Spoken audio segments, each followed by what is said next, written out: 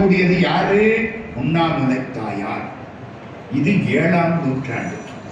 இப்போ ஒரு 150-200 வருஷத்துக்குள்ள அண்ணாமலைக்கு ஒருத்தர் வரார். மிராசுதார், பெரிய பணக்காரர்.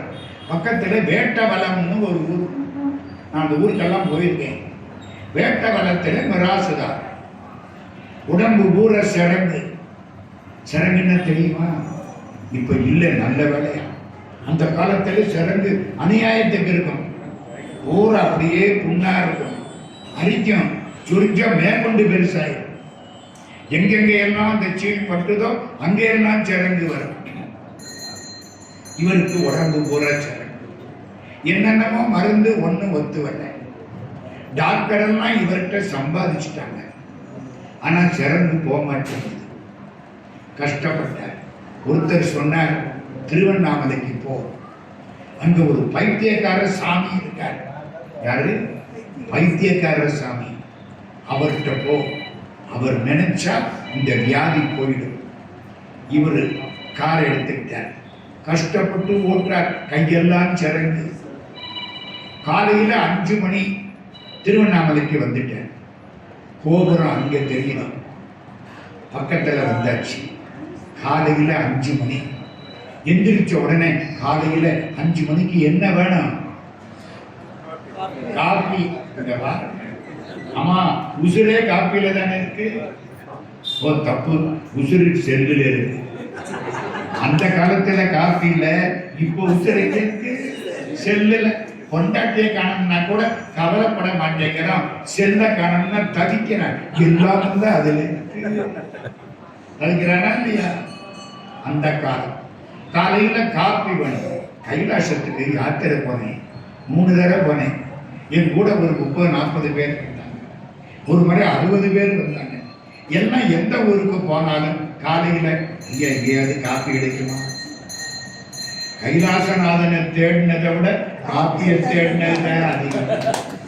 Copy coffee coffee. அது கூட பரவாயில்ல. அலகாபாத்துக்கு போனேன் கூட்டிட்டு. அலகாபாத்தில் திரிவேணி சங்கம் போயிருக்கீங்கல்ல. ஒரு பக்கம் கங்கை, ஒரு பக்கம் யமுனை, கீழே இருந்து சரஸ்வதி. கங்கை வெள்ளை வெளேன்னு இருக்கும், சரஸ்வதி யமுனை கருப்பா இருக்கும். சரஸ்வதி பூமிக்கு கீழே வருது தெரியாது. சரஸ்வதி இருக்குன்னு எப்படி தெரியும்? அலகாபாத்துல மொட்டை அடிக்கணும், முண்டம். காசியில தண்டம், கயாவில பிண்டம். மொட்டை அடிக்கணும். தாய்மார்கள் முடி இறக்க மாட்டாங்க, ஆனா இறக்கணும். இதுக்காக என்ன செய்வாங்க? இந்த நுனியில கொஞ்சம் போல அப்படி கட் பண்ணி போட்டுருவாங்க. ஒரு 1000 பேர் இப்படி கட் பண்ணி போட்டா அந்த முடியெல்லாம் அந்த இடத்துல மிதக்குமா மிதக்காதா? மிதக்கணும்ல. அலகாபாதிலே திரிவேணி சங்கமத்திலே ஒரு முடி கூட மிதக்காது. கீழே சரஸ்வதி இழுத்துரும். இன்னைக்கு நாளைக்கு நடக்குது. போய் பாருங்க, பார்த்தா தான் நம்புவீங்க. நான் வருஷம் காசிக்கு போறேன், அலகாபாத்துக்கு போறேன், கயாவுக்கு போறேன், இந்த பேட்டரியை சார்ஜ் போட்டுக்கிறேன். சரி, எதுக்கு சொல்ல வந்தேன்? ஒரு அன்பரை கூட்டிக்கிட்டு போனேன் அலகாபாத்துக்கு. நான் குளிச்சுக்கிட்டு இருக்கோம். இந்த பக்கம் கங்கை வருது, அந்த பக்கம் யமுனை வருது, ரெண்டும் கலக்குது. அந்த இடம் திரிவேணி சங்கம். குளிக்கிறான். அவரை பார்த்து கேட்டேன், இதை பார்த்தா உங்களுக்கு என்ன தெரியுது? சார், இந்த வெள்ளையா வருது இல்ல கங்கை, அதான் பால். இந்த கருப்பா வருது இல்ல யமுனை, அதான் டிகாஷன். இந்த நடுவில் இதான் காஃபி. நான் கேட்ட ஜீனி, அதான் சக்கரை, அதான் சரஸ்வதி கீழே இருந்து வருது. அவனுக்கு அலகாபாத பார்த்தா கூட காப்பி நினைப்புட்டான். கைலாஷ் யாத்திரை போன பொழுது காப்பி வேணும். திருவண்ணாமலை வேட்டவலம் மிராசுதார் திருவண்ணாமலைக்கு வந்துட்டார். காலையில 5 மணி. என்ன வேணும்? அந்த கதைக்கு வந்த உடனே அந்த கதையை மறந்துடக்கூடாது. காப்பி வேணும். அப்படி பார்க்கிறார். ஒரு ஹோட்டல் திறக்கிறார். முதலாளி உள்ள ஓடி போயிட்டார். காப்பி வேணும். உட்காருங்க போட்டு தரேன். முதலாளி நீட்டாக காப்பி போட்டார். இவர் வெளியில் உட்கார்ந்து இருக்கார். காப்பியை கொண்டாந்து வச்சுட்டார். முதலாளி உள்ளே போயிட்டார். இவர் தொடுற ஆத்த முடியல, கையெல்லாம் சிறங்க இப்படி பார்க்கிற. திடீர்னு ஒரு பைத்தியக்கார சாமி வர்ற. அவருக்கு அதிர்ஷ்டம். சித்தர்களை நாம் தேடி போக முடியாது. சித்தர்கள் அவர்களாக வந்து நம்மை பார்த்தால் தான் உண்டு. ஒரு பைத்தியக்கார சாமி வந்துட்டார். அழுக்கு வேட்டி, அழுக்கு துண்டு, கிட்டக்க சந்தன வாசம். நான் வெள்ளை வேட்டி வெள்ளை சட்டை, கிட்டக்க வந்தா வேர்வை நாட்டம். புரியுதா? எனக்கு சித்தருக்கு உண்டான வித்தியாசம். கம கம கமன்னு சந்தன வாசம் அடிக்குது. இவருக்கு ஒன்றும் புரியலை. வந்தாரா சித்தர், எய்தாப்புல நின்னாரா, ஒரு பார்வை பார்த்தாரா, காப்பி எடுத்தார். என்னன்னு கேட்டார். இவர் சொன்னார், ஆத்த முடியல, கை சுடுது, நான் ஆத்தி தரட்டுமா? சித்தர் காப்பி எடுத்தாரா, அருமையா ஆத்துறார். ஆத்திட்டு பாதி காப்பியை அவர் குடிச்சுட்டார். இவருக்கு எப்படி இருக்கும்? 5 ரூபாயில 2.5 ரூபா போச்சு. அப்ப காப்பி 5 ரூபா, கொஞ்சம் நல்லாவே இருக்கும். இன்னைக்கு 10 ரூபான்னு காப்பி கொடுக்குறாங்க. அந்த காப்பி கொடுக்குற டவரா இருக்கு பாருங்க, அதுல அடிப்பக்கம் கீழே இல்லாம பாதியில இருக்கு. புரியுதா புரியலையா? பாதியிலே இருக்கு. 2 ரூபாய் சாப்பிட்ட உடனே காணாம போயிருக்கு. என்னடா இவ்வளவு இடம் இருக்கு என்று பார்த்தா அப்புறம் தான் தெரியுது, ஓஹோ அடித்தளம் முன்னேறி விட்டது. காப்பி 2.5 ரூபா போச்சு. குடிச்சாரா, மீதியை வச்சுட்டார். உனக்கு என்ன வேணும்? இந்த சரங்கு போகணும். உள்ள குங்குமக்காரி இருப்பா, போய் கும்பிட்டு குங்குமத்தை அள்ளி பூசு, சரியா போயிடும், போடா. சித்தர் ஓடி போயிட்டார். இவருக்கு கனவா நனவான்னு தெரியல. இப்படியே உட்கார்ந்து இருக்கார். முதலாளி வெளியில வந்தார். சித்தர் நின்ன இடத்தை தொட்டு தொட்டு கும்பிடுறார். என்னங்க, இவர் தான்யா சேஷாத்திரி சாமி, திருவண்ணாமலையிலே மகா ஞானி சேஷாத்திரி சுவாமிகள். என் கடைக்கு வந்துட்டாரு. இன்னைக்கு கடையில வியாபாரம் சக்க போடு போடு. அவருக்கு பேர் என்ன தெரியுமா? தங்கக்கை சேஷாத்திரி. தங்கக்கை சேஷாத்திரி.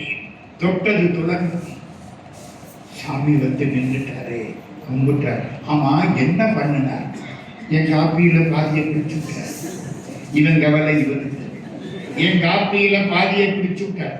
அட பாவி, உனக்கு கொடுத்து வைக்கலையே. என்னையா சொல்றீங்க? முழு காப்பியை குடிச்சிருந்தா உன் வென முழுக்க தீர்ந்திருக்குமே.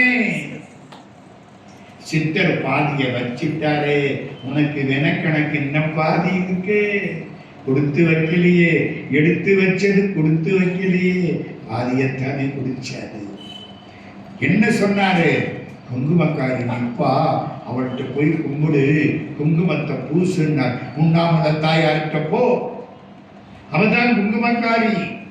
ஓம் சக்தி சக்தி சக்தி என்று பேசு, அவள் தந்திருந்தால் குங்குமத்தை பூசு, போ. ஓடினார் தராசுதார். உண்ணாமல தாயாரை பார்த்தார். அழகா கம்பீரமா இருக்கிறார். கிட்டக்க போனார், கும்பிட்டார், குங்குமத்தை வாங்கினார், கண்ணை மூடினார். கொர கொர கொர கொரன்னு உடம்பு ஊற தேய்ச்சுட்டார். வலிக்குதா வலிக்கலையோ ஒண்ணும் தெரியல. என்னமோ அந்த சித்தரை பார்த்ததுக்கு அப்புறம் உடம்புல ஏதோ ஒரு மின்சாரம் பாயுது. நம்ம ஐயா ராமசாமி ஐயா சொன்ன மாதிரி எல்லாருக்கும் ஒரு மின்சாரம் வரும். ஞாபகம் வச்சு இந்த பாருங்க, இந்த கையை இப்படி வச்சு பாருங்க, அந்த மின்சாரம் உடம்பெல்லாம் பாயும். எல்லாருக்கும் தெரியுதா? இதுக்கு பேரு தியான முத்திரைன்னு பேரு. நம்ம தட்சிணாமூர்த்தி எப்படி உட்கார்ந்து இருக்காரு? இப்படித்தானே. ஐயப்ப சாமி எப்படி உட்கார்ந்து இருக்காரு? இப்படித்தானே. இதுக்கு பேரு தியான முத்திரைன்னு பேரு. ராத்திரிக்கு தூக்கம் வரலையா? கவலைப்படாது. நேற்றுக்கு தூக்கம் வரல, முந்தானத்தும் தூக்கம் வரல, இப்படியே போனா என்ன ஆகிறது, நமக்கு என்ன ஆகுமோ தெரியல நினைச்சுன்னா மறுநாள் காலையில சைக்கியாட்ரிஸ்ட் கிட்ட போய் நின்று அவர் கொடுக்கிற 24 மாத்திரைய சாப்பிட வேண்டியதுதான். ஒன்றும் பண்ண வேண்டாம். தூக்கம் வரலையா? இந்த கையை எப்படி வச்சுங்க. கடவுளை நினைங்க. சத்தியமா சொல்றேன், கடவுளை தவிர யாரும் நம்மளை முறையா கடைசி வரைக்கும் காப்பாற்ற முடியாது. அம்மா 1000 பேர் யாரெல்லாம் சாமி இல்லைன்னு சொல்றானோ அவனெல்லாம் நம்மளை விட அதிகமா கும்பிட்டுக்கிட்டு இருக்கான். நம்ம தெரியாம அவன் தெரியாம கும்பிடுறான், நம்ம தெரிகிறாப்புல கும்பிடுறோம். அவ்வளவுதான். கையை அப்படி வச்சுங்க, ஒரு 15 நிமிஷம் தூக்கம் நல்லா வரும். இந்த கை இப்படி இருந்தா போதும். இதுக்கு என்ன பேரு? சின்முத்திரை, தியான முத்திரை. அது மாதிரி ஒவ்வொன்றுக்கும் ஒரு ஆற்றல் உண்டு. எடுத்து கொரன்னு தேய்ச்சாரா, வெளியில வந்தாரா, குளத்துல குளிச்சாரா, எந்திரிச்சு பார்க்கிறாரு, உடம்பு தங்கமா. யாரு காப்பாத்தனா? ஞானாம்பாளா ஞான பண்டிதனா? ஞானாம்பாளுக்கு பிள்ளை யாரு? பிள்ளையாரு. ஆமா. உத்தமி புதல்வன் யாரு? எங்க கேட்டாப்புல இருக்கா? எங்க வருது உத்தமி புதல்வன்?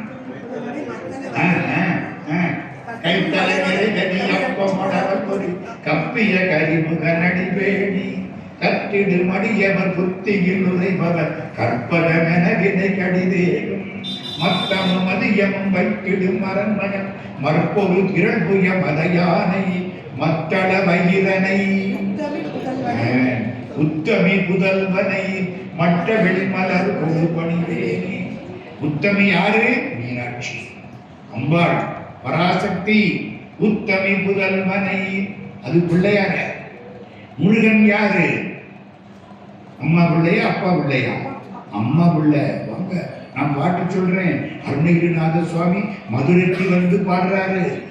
பரவு நெடுங்கதிர் உலகில் விரும்பிய பவனி வரும்படி அதனாலே பகர வளங்களும் நிகர விளங்கிய இரவை விடிந்தது நிலவாலே பறையின் இளங்கணும் உலவி நிறைந்தது வரிசை தரும் பதம் அதுவாடி வளமோடு செந்தமிழ் உரை செய்ய அன்பரும் மகிழ வரங்களும் வருவாயே கருதரு தின்புய சரவண குங்குமன் களபமணிந்திடு மணி மார்பா. அதுக்கு முந்தனவன் அரகர சுந்தர அருமுக என்று அடியர் பணிந்திட மகிழ்வோ